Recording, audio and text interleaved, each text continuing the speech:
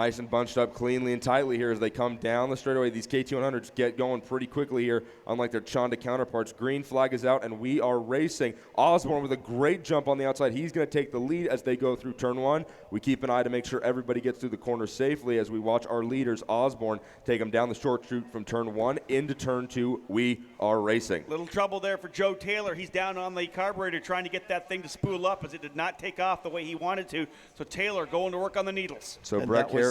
After Joe starting on the second row, so misfortune there for 117. Good start for Austin Osborne, though. Really nice start by Austin Osborne. You couldn't have asked for a better slingshot start from the off-pole position. Nice and cleanly executed. And I guess after his misfortunes earlier on, nobody would begrudge it to him. You know, I think the treacherous nature of turn one has been kind of softened a little bit by the wet weather. You can't go quite as aggressively into that corner, so it's really made things a little bit softer coming through turn one. So Ken, we talked about Austin was in that tag senior race, and he was kind of wronged. You know, with the first race out of the day in the rain, wasn't sure what to expect, and he lost control of his kart here in turn 9 while he was leading ahead of Scott Falcone. So he's been wronged, you could say, or stolen of a win. What does that do for him mentally going into this next race? Well, it's got to really, really motivate you, hasn't it? It's really got to say, okay, I'm not going to come here and have another second dud effort. I'm going to show these people what I'm capable of. And guys, let me come back to you with a question. How do you establish a margin as big as Austin Osborne has done in so short a space of time on the opening lap? 5.4 seconds the gap from your leader, Austin Osborne, back to the number 3 of Brandon Pierce, and then your pole sitter, Brett Harris, running in third after losing the lead at the start of the race. Well, I think there's a simple fact of some experience in the rain. I would bet that many of the other drivers, of course, like you see, they're all from Texas. They don't get a lot of rain down there. They don't get a chance to run it. But Austin's actually done some national racing around the country. So he has probably got a little more rain experience, I would say, off the top of my head.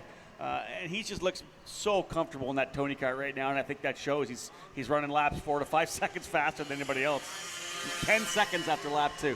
Yeah. Wow, what a gap Austin Osborne's putting together. You said it, Ken. Motivation in the form of disappointment, taking a negative and turning it into a huge positive right now as Osborne checks out on this KT100 field right now. You know, Rob used a word just there moments ago, an adjective, comfortable. You really wouldn't believe anybody could be comfortable racing a kart in these conditions, but comfortable was right on the button. Rob's got that absolutely spot on. You look at the body language, the body English of Austin Osborne, and it's determination and well, not even determination, actually. It just looks, I'm out for a race drive. This is what I do. This is my hobby. You're right. What's the deal? He's got a good focus. The car's looking good. He's driving through every corner, hitting the marks, and he's going to lap the field. There's no doubt about the fact he's going to lap the field because, again, that's last time by 5 seconds faster than second place Brandon Pierce. Ken, you bring up a great point. He looks comfortable in the kart, and I think both of you would agree that in these less than favorable conditions, if you're not comfortable, you're not going to be fast. Well, actually, Tony, you've prompted me. Early on, when you asked before there was any racing, how did we think things would go? I saw people snatching early on and obviously a little bit tight and particularly the snatching hands, and you think to yourself, guys, that's not going to be the way. I don't want to sit here telling guys how to race their karts, but I think that did lead to some of the attrition. So Joe Taylor, as Rob mentioned off the start of the race, he had a little bit of a carburetor issue. He's going to pass us right now on the scoring monitor. He is down to 7th after starting on the inside of row number 2 in third. So Joe Taylor going to do whatever he can to work his way back up. And the reason, guys, that Osborne has such a big lead over Brandon Pierce, look at the lap times. 54.206 to Brandon Pierce's 57.168. Jamie Brown's 59, and then it gets into the minutes from there on down. So Osborne just putting in great lap after lap. The consistency is what kills him right now. Tony, you've just explained the differences between those lap times, but Brandon Pierce had put his best lap on lap 4, Jamie Brown his best lap on lap 4, John Brown his best lap, but Austin Osborne has actually just coughed a little bit back from 54.206 to 52.378. He's in a different league. You know, I think if I can give a little personal feel of what's going on in terms of the temperature and the weather right now, and Ken, I'm sure you understand this, and so does Tony. It's really interesting when you can call a race a kart race and actually see your breath as it comes out by the microphone. It is starting to get super chilly here right now. Temperature continues to fall with the rain, and that's going to just make this track slipperier and slipperier with every session. The colder it gets, the harder it is to get any heat to the tires at all.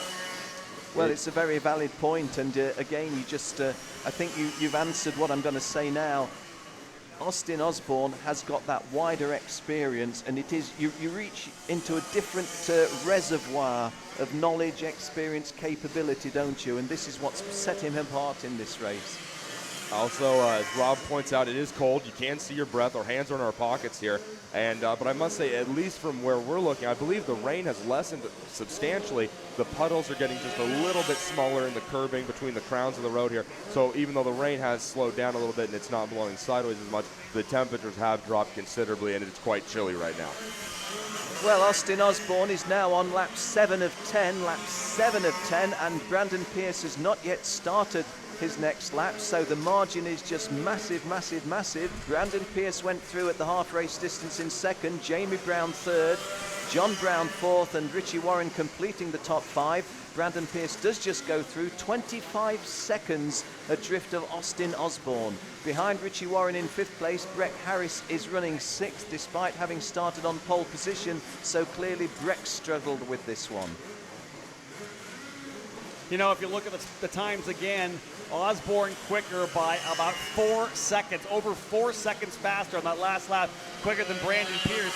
He just got by the number 6 of Jamie Brown. So Austin Osborne has lapped all the way up to 3rd position right now already, and he continues to try to wheel it in here. I believe we're showing the white flag.